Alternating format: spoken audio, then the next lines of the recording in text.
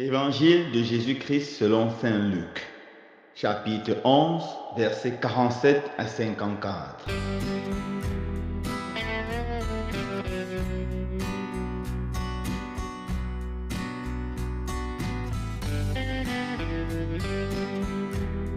En ce temps-là, Jésus disait: quel malheur pour vous, parce que vous bâtissez les tombeaux des prophètes, alors que vos pères les ont tués.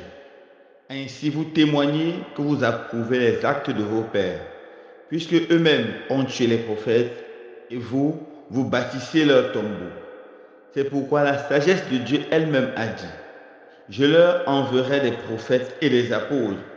Parmi eux, ils en tueront et ils en persécuteront. Ainsi, cette génération devra rendre compte du sang de tous les prophètes qui a été versé depuis la fondation du monde, depuis le sang d'Abel jusqu'au sang de Zacharie, qui a péri entre l'autel et le sanctuaire. Oui, je vous le déclare, on en demandera compte à cette génération. Quel malheur pour vous, docteurs de la loi, parce que vous enlevez la clé de la connaissance. Vous-même n'êtes pas entrés, et ceux qui voulaient entrer, vous les en avez empêchés. Quand Jésus fut sorti de la maison, les scribes et les pharisiens commencèrent à s'acharner contre lui et à le harceler de questions. Ils lui tendaient des pièges pour traquer la moindre de ses paroles. Acclamons la parole de Dieu. Louange à toi, Seigneur Jésus.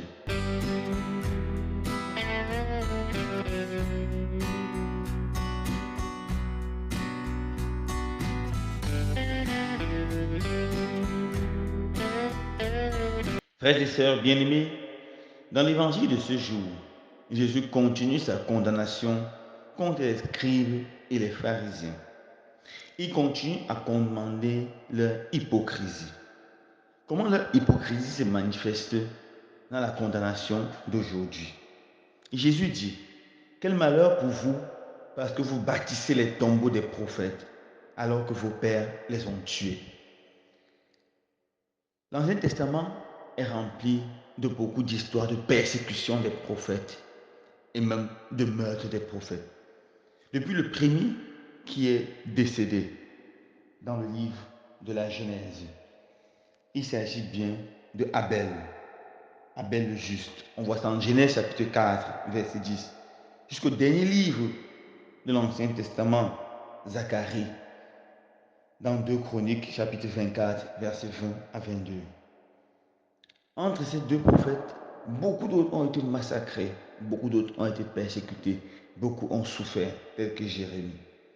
Mais les scribes et les pharisiens construisent les tombeaux à ces prophètes et disent: nos pères ont mal fait. Mais en fait, eux qui construisent les tombeaux aux prophètes continuent à persécuter les prophètes présents. Et ils persécutent le prophète par excellence, c'est Jésus. Et ils font tout pour le faire périr. Ils disent quelque chose de leur bouche: nous sommes désolés pour nos pères qui ont tué les prophètes. Mais en même temps, ils continuent à persécuter les prophètes et continuent à faire tout pour tuer Jésus. Voilà comment leur hypocrisie se manifeste, premièrement. Deuxièmement, Dieu leur a donné la charge d'enseigner le peuple, d'enseigner la loi au peuple. C'est ça la mission des scribes. Mais ceux-là, au lieu d'enseigner la loi au peuple, trouvent des prétextes pour s'enrichir et cachent la vraie connaissance. Jésus dit précisément: vous avez pris les clés de la connaissance, vous avez fermé la porte et vous-même vous refusez d'entrer. Et vous empêchez ceux qui veulent entrer d'entrer. Au lieu que ces derniers s'appliquent à connaître vraiment la loi du Seigneur, à la vivre, à la pratiquer dans leur vie chaque jour et finalement à l'enseigner, ils se plaisent à écraser le peuple. Ils profitent de la loi pour avoir tous les privilèges et surtout de l'argent. Voilà pourquoi Jésus les met profondément en garde. Vous êtes hypocrites et vous rendrez compte à Dieu. En regardant les condamnations de Jésus aujourd'hui, mes frères et sœurs bien-aimés, on peut nous rendre compte que souvent nous nous comportons également comme les scribes et les pharisiens. De façon générale d'abord, dans notre continent, l'Afrique, nous voyons beaucoup de grands hommes, de héros qui ont été persécutés par le gouvernement ou les gouvernements qui ont même été tués par les gouvernements. Mais quelques temps après, ils ont été déclarés héros nationaux. C'est le cas de Patrick Lumumba au Congo. Il a été violemment persécuté et tué par Mobutu avec ses complices occidentaux.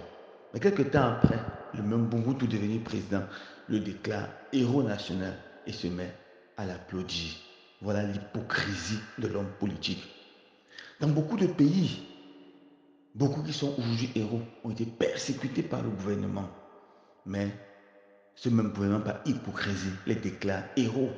Mais ce même gouvernement continue à persécuter ceux qui cherchent le développement réel du pays, ceux qui ont des idées normales pour le développement et qu'on s'est persécutés, jetés en prison. Mes frères et sœurs, c'est vraiment dommage. C'est vraiment dommage que le Seigneur donne une conversion profonde à nos gouvernements africains, car le sang de tous ces gens, ces héros persécutés, crie contre nous.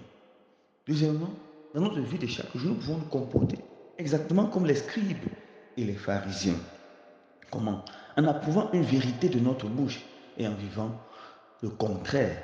Non seulement en vivant le contraire, mais en persécutant ce dont la vie nous interpelle. Par exemple, nous pouvons dire, le vol est mauvais, la corruption est mauvaise. Mais en même temps, nous pratiquons le vol, la corruption.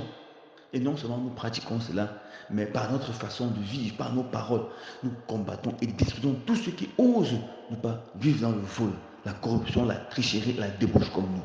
Voilà la grande hypocrisie. Dire quelque chose avec sa bouche, je ne suis pas d'accord avec ceux qui font la corruption, qui pratiquent la corruption, mais par ses actions, non seulement la pratiquer, mais combattre ceux qui essayent de l'éviter. Que le Seigneur vraiment nous donne la grâce de nous convertir vraiment, d'arrêter de faire le mal et d'apprendre à faire le bien.